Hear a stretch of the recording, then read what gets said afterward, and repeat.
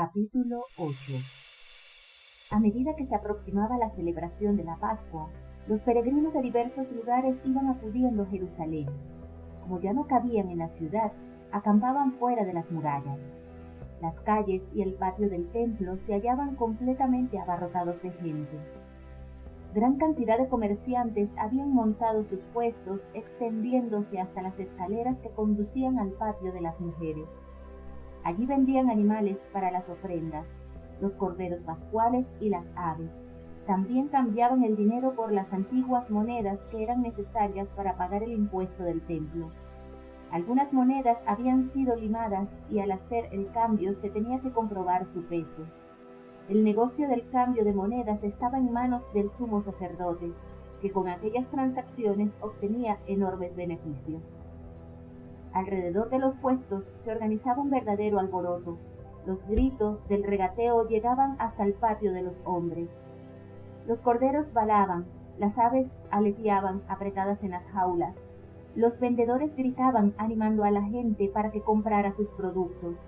Los campistas tiraban las monedas encima de las losas de piedra para comprobar por el sonido que no eran falsas. Los niños perdidos entre la muchedumbre lloraban buscando a sus padres. Centenares de mendigos gritaban sus lamentos, implorando una limosna. No faltaban los vendedores ambulantes que ofrecían pasteles, higos y agua con miel. Aquella vez el maestro acudió a las fiestas sin disimular su presencia, como había hecho en ocasiones anteriores. Apareció en Betania de madrugada, avisando que volvería por la noche, y continuó inmediatamente hacia la ciudad. En el pueblo de Betfagé, los discípulos trajeron un burro para que lo montara. Los habitantes de todos los pueblos cercanos querían acompañar al maestro. Muchos de ellos habían presenciado hacía poco el milagro de la resurrección de Lázaro. Formaron un cortejo que seguía al maestro. Se juntaron a ellos los peregrinos y así siguieron con entusiasmo, levantando y agitando los ramos que llevaban. Algunos se quitaban los mantos y los extendían en el suelo para que el burro pisara por encima. El animal, como si comprendiera la importancia del momento, andaba con majestuosidad. Cruzaron el Cedrón y entraron en la ciudad, avanzando despacio por las alborotadas calles. Todos se iban uniendo al cortejo, repitiendo el grito de júbilo lanzado por Judas de Cariot: «Hosana a él, que resucita a los muertos». Nunca jamás se había visto en Jerusalén una multitud tan enorme, que parecía capaz de hacer caer las murallas y pisotear a cualquiera que se les hubiera atravesado en el camino. Iban juntos los de Judea con los de Galilea y con los llegados de las distintas diásporas. El profeta de Galilea se los llevaba a todos. Millares de personas invadieron el patio del templo gritando sin cesar: «Gloria al Hijo de David, Hosana, Hosana». Los miembros del Sanedrín, sacerdotes, fariseos, doctores, todos estaban aterrorizados. Se dieron cuenta de que el menor gesto de hostilidad hacia el maestro provocaría contra ellos la furia de la multitud, y si estallara la lucha, ni siquiera la guarnición de los soldados romanos de la fortaleza Antonia serviría para defenderlos. Aquel hombre terrible no solamente había levantado de la tumba a un muerto, sino que también había levantado a todo el pueblo contra ellos. Antes de llegar al patio, el maestro bajó del burro y se dirigió a pie hacia el templo. Se detuvo junto a las escaleras, donde encontró un montón de puestos de venta, los corrales llenos de ganado, las jaulas de las aves y las mesas de los campistas que le impedían el paso. De pronto, en el rostro del maestro apareció una expresión de cólera. Su mirada, siempre tan amable y complaciente, se tornó amenazadora. Del puesto más cercano tomó unas cuerdas, hizo con ellas un manojo, lo levantó y empezó a repartir azotes. Sin gritar ni agitarse, en silencio, aunque lleno de cólera, avanzaba entre la multitud de vendedores, azotando a la gente, volcando las mesas, rompiendo las jaulas. Actuaba igual que un campesino, que al descubrir en su campo las malas hierbas, se apresura a exterminarlas. Avanzando a través del mercado, dejaba a su paso las mesas rotas, las monedas esparcidas, los puestos derribados, las aves corriendo por todas partes. Los comerciantes no se atrevieron a protestar. Detrás del maestro había una multitud amenazadora dispuesta a pisotearlos. sin decir nada, recogían sus mercancías y se escapaban. Se abrió un camino para que el maestro pudiera entrar en el templo. Antes de entrar, se detuvo y miró hacia atrás. Arrojó al suelo las cuerdas con las que se había abierto camino. En su rostro ya no había cólera, sino una gran pena. Se dirigió hacia los comerciantes que quedaban todavía en la plaza. «Fuera de aquí. No uséis la casa de mi padre como si fuera un mercado. Este es un lugar de oración». Magdalena no pudo ver todo aquello porque se había quedado en casa, esperando el anunciado regreso del maestro. Volvieron al anochecer. El maestro parecía triste y cansado. Por el contrario, los discípulos estaban entusiasmados con los acontecimientos de aquel día, presumiendo de su participación en ellos. Por fin había llegado el momento en que el maestro había dispersado a sus enemigos, entrando triunfalmente en la ciudad. Los discípulos recordaban muy divertidos los asustados rostros de los fariseos. Había llegado por fin el día tan esperado. Los sacerdotes, los fariseos, los romanos, todos tendrán que ceder porque se acercaba la gran victoria de Israel. Mientras él permanecía en silencio, los discípulos discutían acaloradamente. Cada uno de ellos se veía ya como el futuro caudillo, se repartían los posibles honores y privilegios. En un momento en el que Magdalena iba a la cocina por el pasillo que a ella llevaba, Judas la sorprendió intentando tomarla por la cintura. Ella lo rechazó tan violentamente que chocó contra la pared. «¿Por qué me tratas de ese modo?», protestó Judas con rabia. «Con otros fuiste más condescendiente. Dentro de poco yo seré muy poderoso y si te portaras bien me casaría contigo. Te convertirías en una señora. Tendrías los mejores perfumes y mucho oro. ¿Estás oyendo?». «No te escucho», se enfadó Magdalena, olvidando que había decidido no ofender nunca a ese pequeño hombre que siempre parecía estar sediento de algo. «No te aceptaría como marido ni aunque fueses rey». Recuperó la serenidad cuando entró en la habitación donde el maestro permanecía pensativo y triste.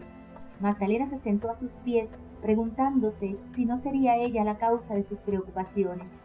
Le dijo en voz baja: «¿Estás enfadado por mi culpa, Señor?».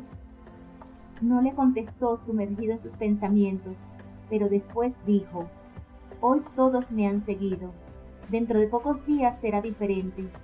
Los mismos hombres, pero es preciso que sea así. Entonces necesitaré a quienes me quieren». Magdalena, sentada en el suelo, apoyó la frente en sus propias rodillas, entristecida. No era capaz de comprender las palabras que acababa de oír. 2 días más tarde, el maestro vino de nuevo a la casa, sin haberlo avisado previamente. Igual que la vez anterior, estaba cansado y triste. Sentado junto a Lázaro, permanecía en silencio y sus discípulos no paraban de hablar. Decían que todo el día, en el patio del templo, se le habían acercado distintos representantes de fariseos y de sacerdotes para formular preguntas insidiosas, pero las respuestas que les daba eran siempre una humillante derrota para ellos. El joven Juan lo contaba entusiasmado.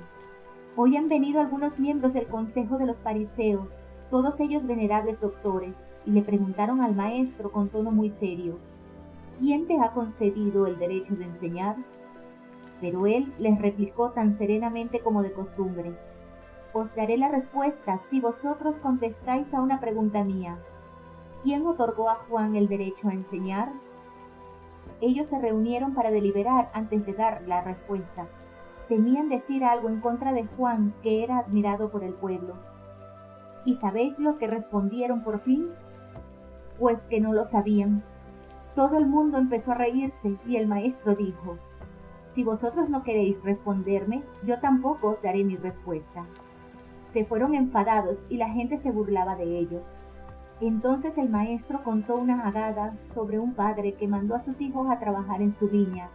Uno le dijo: «Voy enseguida», pero no fue. El otro hijo no quería obedecer. «Yo no iré, no tengo ganas de cansarme», gritaba, pero se dio cuenta de que su desobediencia entristecía mucho a su padre, y entonces decidió cumplir lo que le mandaba. Una vez terminada la historia, el maestro preguntó a los que acompañaban a los fariseos: «Según vuestra opinión, ¿cuál de los 2 hijos cumplió con la voluntad de su padre?». Contestaron con desgano: El segundo. Pues igual os pasa a vosotros, les dijo el maestro. El Altísimo se dirigió a vosotros a través de Juan, sin embargo, no quisieron escucharle. Por el contrario, rameras y recaudadores de impuesto le escucharon e hicieron penitencia. Por lo tanto, ellas y ellos entrarán antes que vosotros en el reino de Dios. ¿Eso dijo el maestro?, preguntó Magdalena. ¿De verdad lo dijo? Sí, así lo dijo, aseguró Juan. Así de claro, rameras y recaudadores. Ella se levantó y se retiró a su habitación. Mientras tanto, Marta invitó a todos a cenar. Los discípulos comían con apetito, pero el maestro apenas probaba bocado, solo lo suficiente para que Marta no se preocupase. Magdalena se unió a ellos cuando ya estaban comiendo y se arrodilló a los pies del maestro. Abrió un frasco con aceite de nardo y lo derramó por la cabeza del maestro, y luego untó con él sus pies, y los secó con sus hermosos y largos cabellos. El aceite lo había comprado aquella misma mañana con el dinero que obtuvo vendiendo unos pendientes que le había regalado Lucio. Un fuerte perfume de nardo llenó toda la habitación. Los discípulos dejaron de comer y se quedaron mirando a Magdalena arrodillada junto al maestro. Judas fue el primero en comentar. Esa es una esencia digna de reyes, muy cara. Os puedo decir cuánto vale un frasco como ese. En Jerusalén no se puede comprar por menos de 300 denarios. ¿Sabéis el valor que representan los 300 denarios? Por 200 se puede dar de comer a un montón de gente. Derramar ese aceite es un terrible derroche. Si ella tiene tanto dinero, sería mejor que se lo diera a los pobres. Las palabras de Judas confundieron a los discípulos. Ellos eran gente modesta y trabajaban mucho para poder mantenerse. Por lo tanto, les pareció increíble que se gastara tanto dinero en algo inútil. Magdalena miró a los discípulos y, escondiendo el rostro entre sus cabellos, se puso a llorar desconsoladamente. El maestro les habló diciendo: «Le habéis hecho daño con vuestras palabras. A los pobres siempre los tendréis entre vosotros y se os presentarán muchas ocasiones de ayudar a los necesitados». Tocando con su mano la cabeza de Magdalena, siguió diciendo: «No llores», y dirigiéndose a los discípulos: «Yo no estaré siempre con vosotros. Llegará el momento en que me tendréis que depositar en un sepulcro». El corazón de esta mujer la ha impulsado a llevar a cabo este gesto como si anticipase mi sepultura. Creedme, mi evangelio será conocido en todo el mundo y todos se enterarán de lo que ella acaba de hacer.